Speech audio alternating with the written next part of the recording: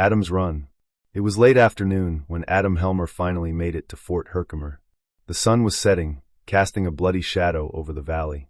Helmer's clothes were ripped up, and he was bleeding from cuts all over his hands, face, and body from the thorny brush. His eyes were red, and he was gasping for breath. "The Indians are coming," he managed to say. After getting his message to the commander, he found a spot to lie down and fell asleep right away. He ended up sleeping for 36 hours straight. Joseph Brant, Captain Walter Butler, and their Tories and Indians were expected to hit the German flats that summer of 1778. Colonel Peter Bellinger sent Helmer, who was his son-in-law, along with 3 other scouts to check out the area near the Percifer Carr farm close to the Unadilla River at Mount Edmondston for any signs of the enemy. Mr. and Mrs. Carr were loyalists. Carr worked for Colonel Edmondston and was good friends with Brant, often supplying food to the Indians and Tories. Helmer and the other scouts got to the Carr farm around 10 in the morning. They had stopped for a drink at a spring on Percifer Carr's land when, out of nowhere, shots started firing. They were ambushed by some of Brant's Mohawks who caught them off guard. 3 scouts went down, and the small patrol found themselves in a tough spot against about 40 Indians. Helmer managed to escape by ducking into the bushes. When he saw a chance, he took off running, trying to stick to the woods to stay out of sight. Sadly, the other 3 scouts didn't make it. Worried about himself and the settlers in German flats, the 24-year-old scout ran fast.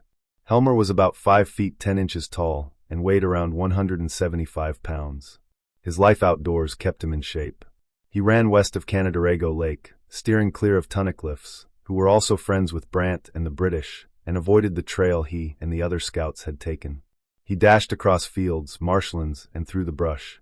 At one point, he came across a group of around 200 Indians. Some of them started chasing him, but he managed to outrun them. At every settler's cabin, he yelled at the people to get to the forts as quickly as they could because the Indians were coming. The day dragged on as Helmer kept running. He finally reached Anderstown and stopped by his sister, Mrs. Maria Helmer Hoyer's place.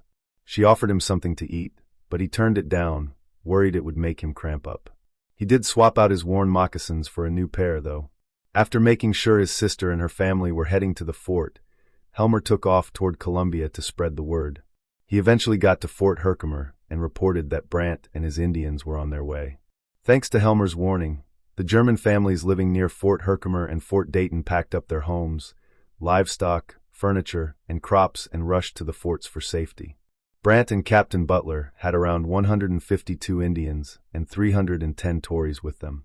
If they had attacked Fort Herkimer right away, they might have taken it over. They had no idea Helmer had warned everyone. That night, it started to rain. The Indians and Tories set up camp in a small ravine not far from Shoemaker's Tavern, now Mohawk. The next morning, Brant and Butler launched an attack on the fort, but were pushed back. The Indians and Tories then ran from cabin to cabin in the area, setting them on fire, along with barns and haystacks. The settlers could only watch helplessly from the fort as years of hard work went up in flames. About 125 buildings were destroyed, including 63 houses, 57 barns, and 4 mills, along with their grain and furniture across the river. They also stole 235 horses, 229 cattle, 269 sheep, 93 oxen, and a bunch of hogs. The only things still standing around Fort Herkimer were the church and 2 houses. Once Adam Helmer had rested and eaten, Colonel Bellinger sent him after Brant and Butler with about 400 militiamen. When they got to the Carr home in Mount Edmondston, they found the bodies of the stripped and scalped scouts and buried them. The Oneida Indians, furious over the Mohawks and Tory raid on the valley, invaded the Carr home, killing the servants and capturing Mr. and Mrs. Carr. Before the militia arrived, the Carrs and their servants managed to bury their dishes, silverware, and some coins. Helmer, who was promoted to lieutenant for his service, stayed in the military until the war ended. He later moved with his family to the Kingdom, a small hamlet south of Mohawk. Mrs. Helmer, previously Anna Bellinger, was the daughter of Colonel and Mrs. Bellinger. They got married on February 27, 1776, by Reverend Abraham Rosenkrantz in the German Flats Reformed Church. The couple had 10 kids, with 2 of them being babies when Helmer made his run.